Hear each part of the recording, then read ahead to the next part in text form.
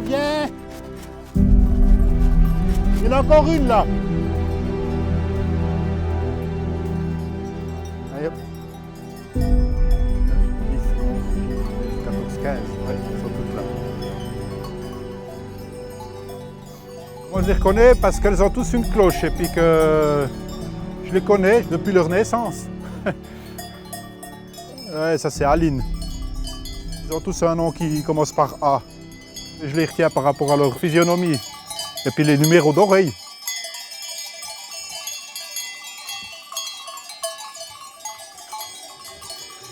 Quand elles arrivent à 1 année, on les sevre, puis après elles sont nourries au foin. Et puis quand c'est la saison estivale, elles passent dans les pâturages communaux des Franches-Montagnes. Depuis le mois de mai, on part en estivage dans différents secteurs des pâturages communaux. Elles sont là jusqu'au mois d'octobre. Et après, on les ramène sur nos prairies en automne pour finir de nettoyer les repousses qu'il y a avant la neige.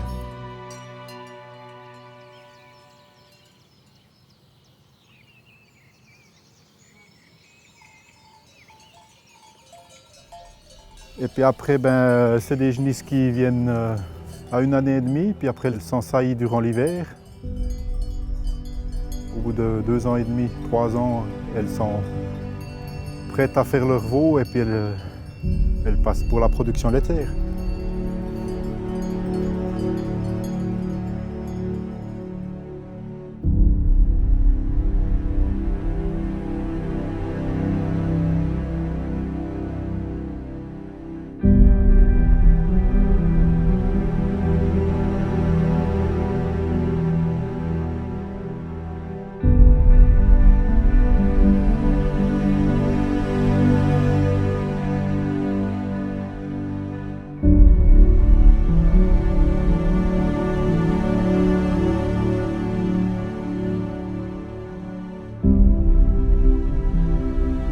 On est sur l'exploitation de famille Vircher.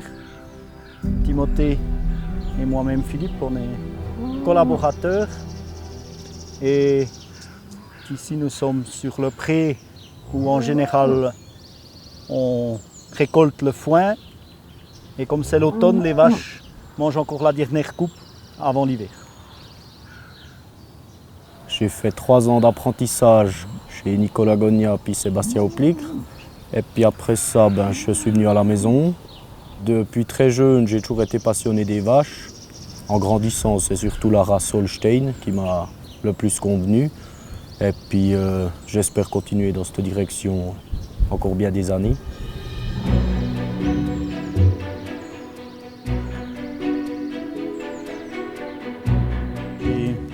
Beaucoup de chance et une très grande fierté d'avoir pu accueillir mon fils il y a 2 ans sur l'exploitation.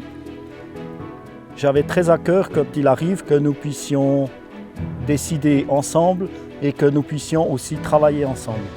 Dans l'organisation des travaux qui sont répétitifs, nous avons trouvé une solution d'alternance. Par exemple, la traite du matin se fait par un pendant 1 semaine et cette semaine-là, l'autre va traire le soir. Et la semaine d'après, on alterne. La même chose dans les champs, on essaye d'alterner tous les travaux pour que tout le monde touche à tout. C'est beaucoup plus motivant et ça nous permet d'être efficaces les deux. Si quelqu'un est malade ou si quelqu'un prend un congé ou des vacances, l'autre il aura touché à tout dans les semaines précédentes, il sait tout par cœur et ça nous donne plus de liberté, plus aussi de motivation.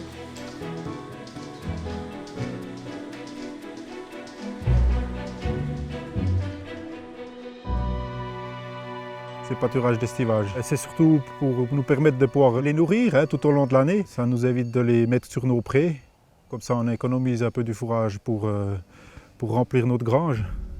Aussi valoriser ces pâturages boisés.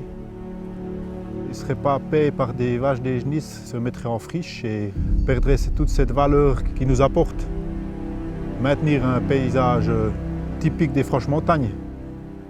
Sinon, on n'aurait pas ces pâturages boisés avec des prairies et des sapins qu'on doit essayer de préserver. On y est né Et on y est ancré en fait.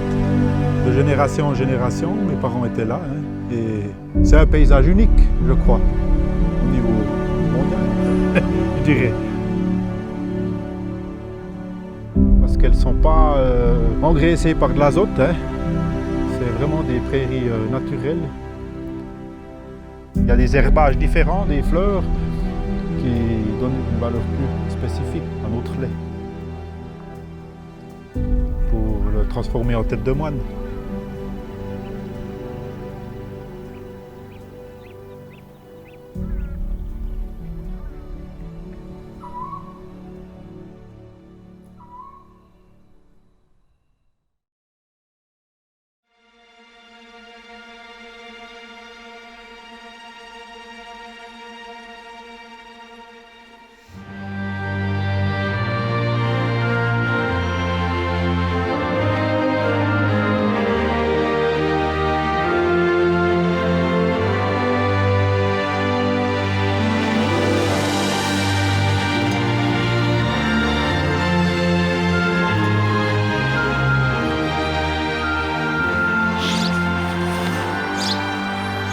En arrière, mon père avait construit l'ancienne ferme. C'était tout en stabulation, entravé. Les vaches étaient attachées. J'ai fait le pas pour faire la stabulation libre, quoi. Alors elles peuvent faire comme elles veulent, elles sont en mouvement, elles sont autonomes si on veut. Avant, on peut dire à la tâche, on était esclaves de nos vaches. Maintenant, c'est elles qui doivent venir, quoi. Elles peuvent faire ce qu'elles veulent. Il y en a qui mangent, il y en a qui se couchent. Après, quand il fait beau, ben, c'est toujours ouvert la journée la porte, elles peuvent aller dehors. Ce qu'il y a de bien, c'est quand il y a du soleil, ben, vers 11h, elles sont toutes dehors. Elles prennent un bain de soleil. Quand il neige, comme l'autre fois il neigeait de ces gros flocons mouillés, elles arrivent dans la salle de traite, elles ont une pellicule de neige comme ça sur le dos, tu dirais des bonhommes de neige. Elles vont là-dedans, elles se trayent. Alors après, elles vont sous la brosse, alors elles sont comme si tu les laves au carter, quoi. Elles sont toutes top. Elles aiment cette brosse, elle tourne toute la journée, elle tourne, quoi, elles vont dessus.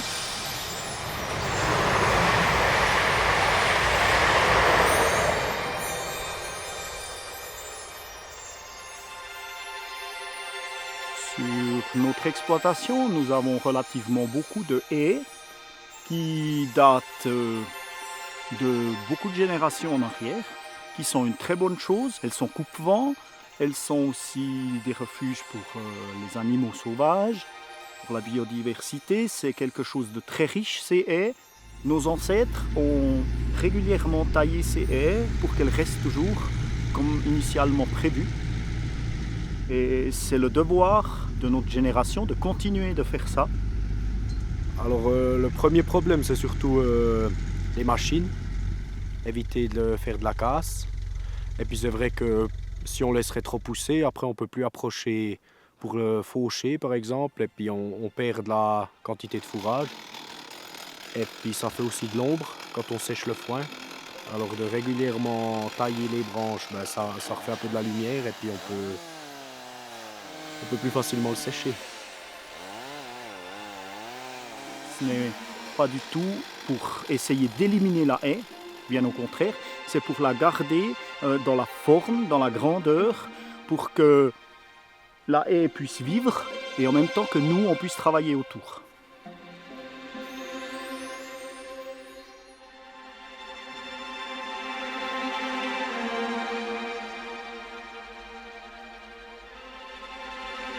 Quand j'ai fait la stabu, moi c'était primordial. Je ne pouvais plus voir des bêtes à la tâche, quoi. Quand je venais le soir, je fais toujours faire ma tournée avant d'aller au lit, là. Ils avaient 110 par place, alors elles ne pouvaient pas tous se coucher. T'arrivais, il y en a deux qui se couchent un petit peu en travers, t'as celle du milieu qui ne pouvait pas. Alors tu devais lever l'autre, elle piétinait un peu, elles étaient pas bien. On dit que maintenant je viens le soir, t'allumes la lumière, tu regardes, mais elles sont alignées, toutes couchées dans leur logette. C'est le bonheur des bêtes, quoi. Elles sont à 5 étoiles.